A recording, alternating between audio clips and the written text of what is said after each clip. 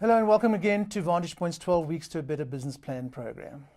My name is Mark Williams, and in our last session we covered part 1 of the marketing plan.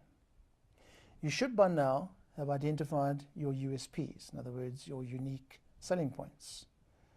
Do you know which promotional tools and methods would best suit your target market yet? If you haven't viewed that session, there is a link in the description below. Today we're going to cover part 2 of the marketing plan scenario.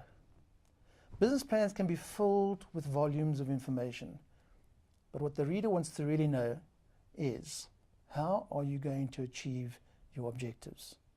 How exactly are you going to raise awareness of your product or service? What methods are you going to use? How are you going to measure whether your efforts have been successful or not? So, 3 things to remember about your marketing plan. Number 1, your action plan needs to be very clear. What are you going to do? How are you going to do it? And when are you going to do it? In order to execute your marketing plan effectively, you need to engage all stakeholders, your clients, your suppliers, your staff, and your investors.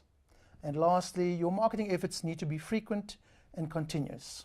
Evaluate the success of your efforts and adjust your plan where necessary. Your task before our next session is to identify the different stakeholders that you need to engage with in order to execute your marketing plan effectively. If you'd like to connect with me, you can find me on Twitter, drop me an email, or visit the Vantage Point website. In the next session, we'll look at part 1 of the operational plan. See you then.